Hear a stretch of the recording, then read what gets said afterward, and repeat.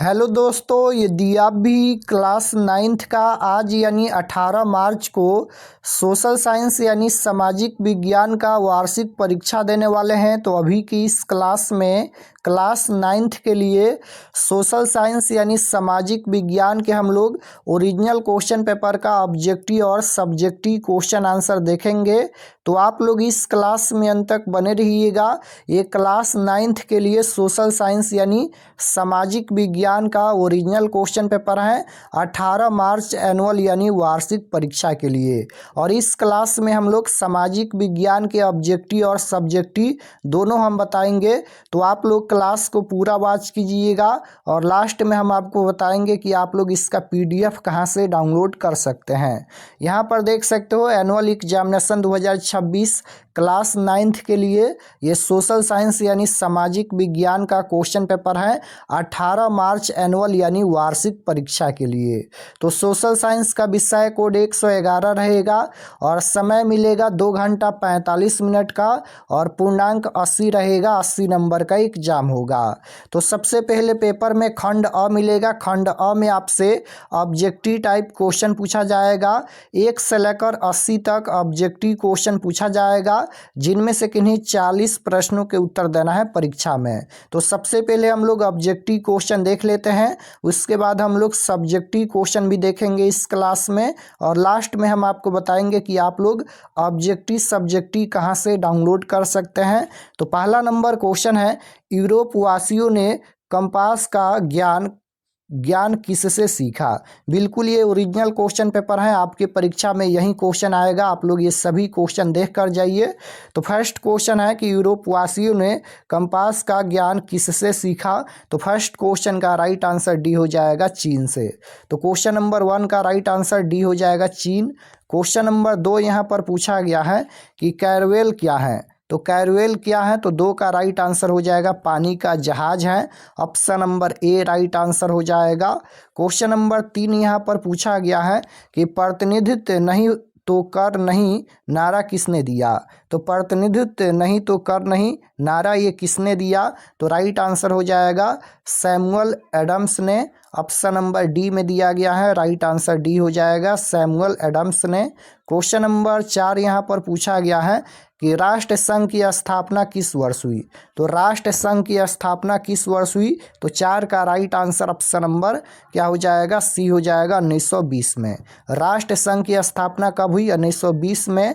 5 number question है कि Bolshevik क्रांति का संबंध किस देश से है।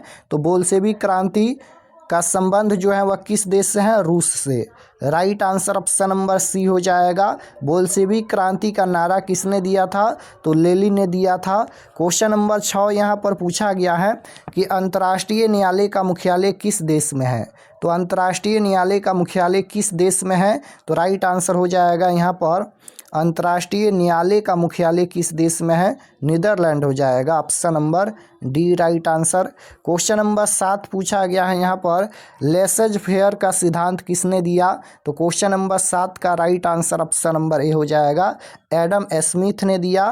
क्वेश्चन नंबर 8 देखिएगा, पूछा गया है यहाँ पर नई दुनिया अमेरिका का पता किसने लगाया था। तो नई दुनिया अमेरिका का पता किसने लगाया था, तो कोलंबस ने लगाया था। राइट आंसर सी हो जाएगा कोलंबस। क्वेश्चन नंबर 9 पूछा गया है यहाँ पर कि मुंडा विद्रोह का नेता निम्न में कौन था। तो मुंडा विद्रोह का नेता बिरसा मुंडा था। Right answer option number B हो जाएगा। क्वेश्चन नंबर 10 देखिएगा, यहाँ पर पूछा गया है 10 नंबर क्वेश्चन है भारत एंड चीन के बीच की सीमा रेखा का क्या नाम है। तो राइट आंसर क्या हो जाएगा, भारत एंड चीन के बीच की सीमा रेखा का नाम पूछा गया है तो मैकमोहन लाइन है। Right answer option number C हो जाएगा मैकमोहन लाइन। क्वेश्चन नंबर 11 यहाँ पर पूछा गया है कि हिटलर को चांसलर पद किसने सौंपा। तो right answer option number D हो जाएगा हिंडसबर्ग ने। क्वेश्चन नंबर 12 पूछा गया है नाजी पार्टी का प्रतीक चिन्ह क्या था। तो नाजी पार्टी का प्रतीक चिन्ह पूछा गया है तो ये हो जाएगा स्वास्तिक। Option number B right answer. Question number 13 है कि जर्मनी की मुद्रा का नाम क्या था। तो जर्मनी की मुद्रा पूछा गया है तो मार्क हो जाएगा option number C right answer. Question number 14 पूछा गया है कि वोल्टेयर कौन थे। तो राइट आंसर ऑप्शन नंबर यहाँ पर डी हो जाएगा लेखक थे। क्वेश्चन नंबर 15 पूछा गया है कि अंतर्राष्ट्रीय श्रम संगठन का मुख्यालय कहाँ स्थित है? तो जेनेवा में है। राइट आंसर ए हो जाएगा जेनेवा। क्वेश्चन नंबर 16 पूछा गया है यहाँ पर कि कौन सी संधि द्वितीय विश्व युद्ध के लिए उत्तरदायी थी? तो कौन सी संधि द्वितीय विश्व युद्ध के लिए उत्तरदायी थी? तो वर्साय की संधि थी। Right answer option number B हो जाएगा वर्साय की संधि। क्वेश्चन नंबर 17 पूछा गया है कि चेरो जनजाति कहाँ की रहने वाली थी? तो राइट आंसर हो जाएगा ऑप्शन नंबर डी पलामू हो जाएगा। करेक्ट आंसर डी होगा। क्वेश्चन नंबर 18 पूछा गया है कि भूमिज विद्रोह का नेतृत्व किसने किया? तो भूमिज विद्रोह का नेतृत्व किसने किया? तो Ganga Narayan. Right answer B हो जाएगा।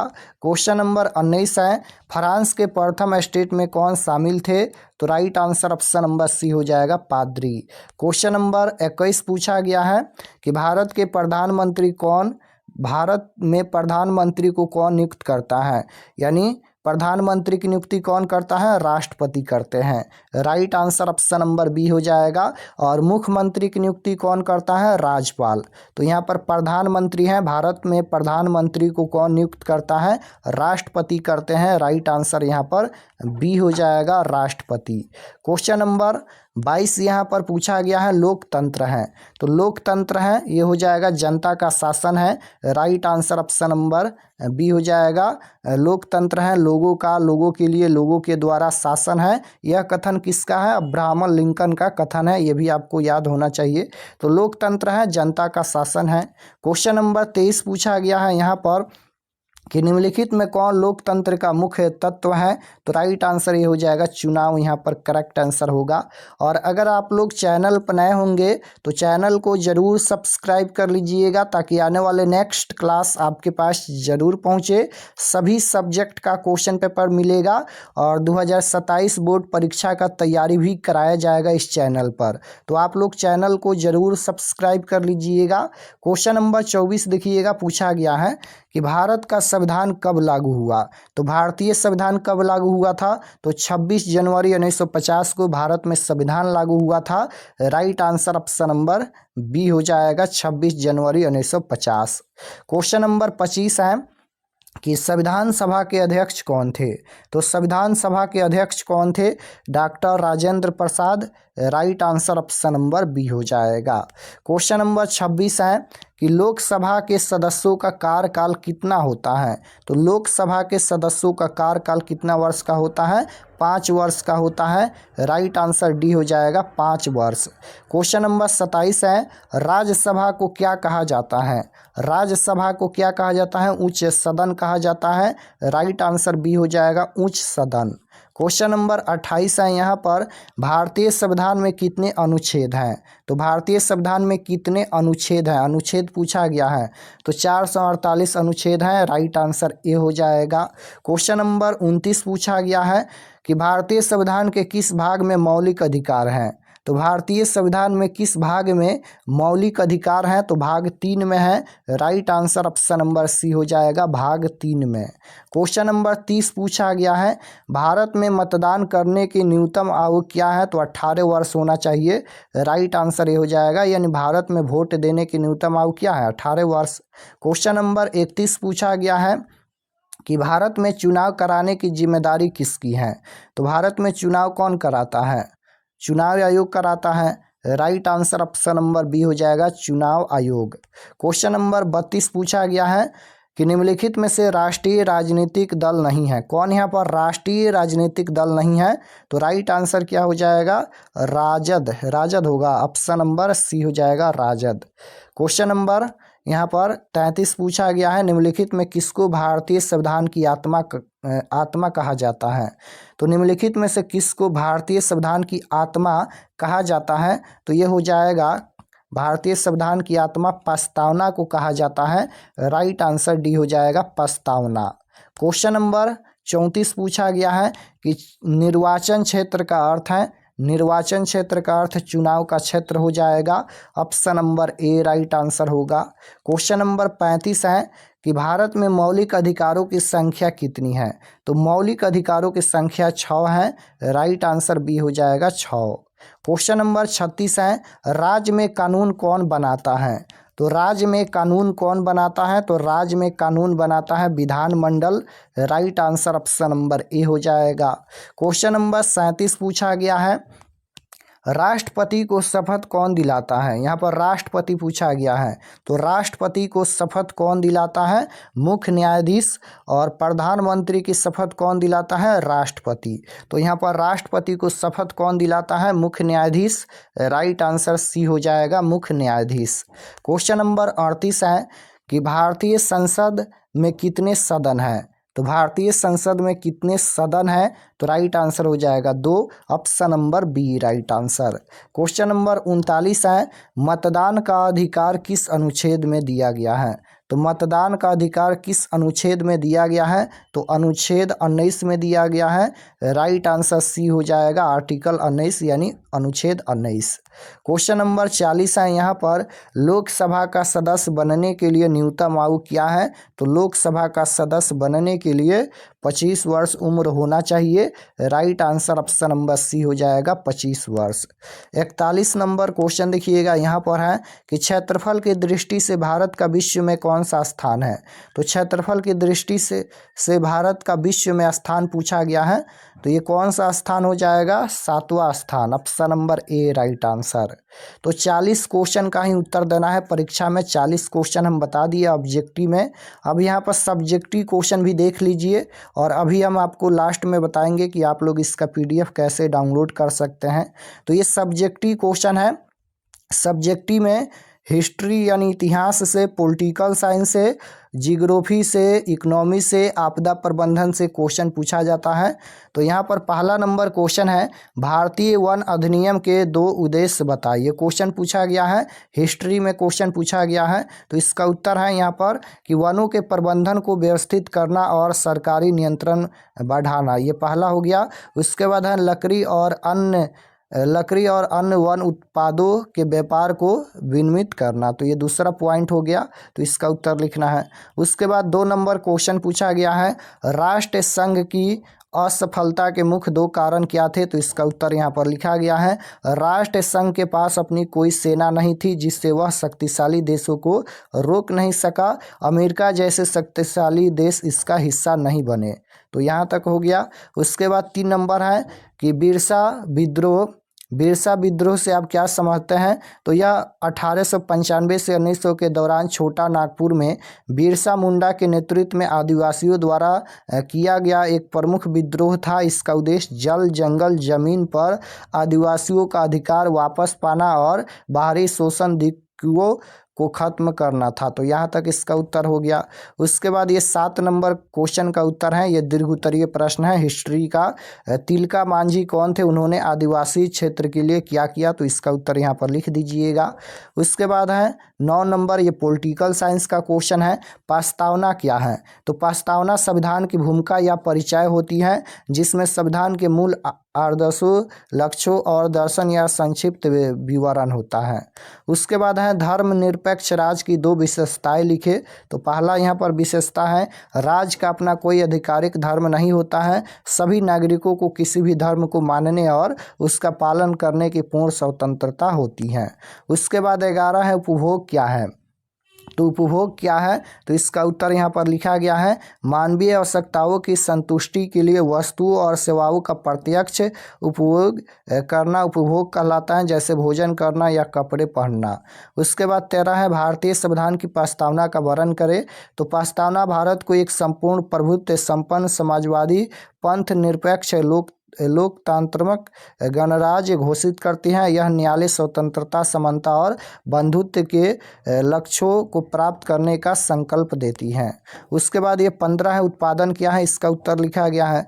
उसके बाद है भूमि और पूंजी में अंतर। तो यहाँ पर भूमि का लिखा गया है, यह प्रकृति का उपहार है और इसकी मात्रा सीमित है। पूंजी यह मनुष्य द्वारा निर्मित उत्पादन का साधन है, जैसे मशीन, पैसा, और इसे घटाया या बढ़ाया जा सकता है। उसके बाद 17 है, जन्म दर क्या है? तो इसका उत्तर लिखा गया है, प्रति 1000 व्यक्तियों पर 1 वर्ष में जन्म लेने वाले जीवित बच्चों की संख्या को जन्म दर कहते हैं। उसके बाद है 19 नंबर, भारत में गरीबी के कारण कारणों की व्याख्या करें, तो इसका उत्तर यहाँ पर लिखा गया है। उसके बाद है 21 नंबर, भाबर क्या है, तो इसका उत्तर है। उसके बाद है पूर्वी घाट तथा पश्चिमी घाट में अंतर लिखे, तो इसका उत्तर है पश्चिमी घाट है कि यह अरब सागर के समानांतर है, ऊंचा और निरंतर है। पूर्वी घाट यह बंगाल की खाड़ी के समांतर है, कम ऊंचा और नदियों द्वारा कटा छटा है। उसके बाद 23 है जल विभाजक का क्या कार्य है, एक उदाहरण दीजिए, तो इसका उत्तर यहाँ पर लिखा गया है। उसके बाद है पारिस्थितिक तंत्र किसे कहते हैं, तो किसी क्षेत्र के सभी जीवधारी पेड़ पौधे पशु और पर्यावरण के अजैविक घटक हवा पानी जब एक दूसरे के साथ अंतः क्रिया करते हैं तो उसे पारिस्थितिक तंत्र कहते हैं। उसके बाद है अम्लीय वर्षा से आप क्या समझते हैं, तो इसका उत्तर है जब वायुमंडल में मौजूद सल्फर डाइऑक्साइड और नाइट्रोजन ऑक्सीजन बारिश के पानी के साथ मिलकर धरती पर गिरते हैं तो उसे अम्लीय वर्षा कहते हैं। उसके बाद 30 नंबर है जैविक आपदा क्या है, तो बैक्टीरिया वायरस या अन्य जीवों के कारण फैलने वाली ऐसी स्थिति जो बड़े पैमाने पर बीमारी या मृत्यु के कारण बने, जैसे महामारी या टिड्डियों का हमला जैविक आपदा कहलाती हैं। तो यहाँ तक इसका उत्तर लिखना है। तो सभी क्वेश्चन का उत्तर हम बता दिए हैं और चलिए आपको बताते हैं कि आप लोग ऑब्जेक्टिव सब्जेक्टिव क्वेश्चन आंसर कहाँ से डाउनलोड कर सकते हैं। और चैनल पर नए होंगे तो चैनल को ज़रूर सब्सक्राइब कर लेना। बिल्कुल ये ओरिजिनल क्वेश्चन पेपर है, आप लोग इस सभी क्वेश्चन पढ़ कर जाइए। तो objective subjective question answer download करने के लिए गूगल पर चले आना है और आपको सर्च करना है RK एक्सपर्ट क्लासेस। इसी चैनल का नाम आपको गूगल में सर्च करना है RK एक्सपर्ट क्लासेस। तो जैसे ही गूगल पर सर्च करेंगे RK एक्सपर्ट क्लासेस तो आपके सामने इस प्रकार से फर्स्ट पेज आएगा, इस पर आपको क्लिक करना है। क्लिक करने के बाद ये ओपन हो जाएगा। ओपन होने के बाद आपको नीचे आना है क्लास 9th के सेक्शन में। तो यहाँ पर देखिएगा क्लास 9th का सेक्शन है और इसमें सभी सब्जेक्ट का क्वेश्चन पेपर दिया गया है। तो जैसे हिंदी का देखना है तो इस पर क्लिक कीजिए, सोशल साइंस का देखना है तो इस पर क्लिक कीजिए, दोनों का क्वेश्चन पेपर है। यहाँ पर 18 मार्च class 9th Hindi question paper annual exam 2026। जैसे ही इस पर क्लिक करेंगे, क्लिक करने के बाद यहाँ पर सब्जेक्ट ये हिंदी का पेज खुला है, एग्जाम डेट 18 तारीख को होने वाला है। और व्हाट्सअप चैनल आप लोग ज़रूर ज्वाइन कर लीजिएगा। इस पर क्लिक करके नीचे आएंगे तो ये सभी परीक्षा से संबंधित जानकारी हैं, पढ़ लीजिएगा। और यहाँ पर ये ऑब्जेक्टिव क्वेश्चन हम अभी अपडेट कर देते हैं, तो ऑब्जेक्टिव आंसर यहाँ से देख सकते हैं। और नीचे आएंगे तो सब्जेक्टिव क्वेश्चन PDF यहाँ पर देखिएगा, डाउनलोड पर आपको क्लिक करना है। चलिए हम क्लिक करते हैं। क्लिक करने के बाद आपके सामने देख सकते हो ये सब्जेक्टिव PDF डाउनलोड हो गया। तो यहाँ से आकर आप लोग सभी सब्जेक्ट का objective subjective question answer download कर सकते हैं।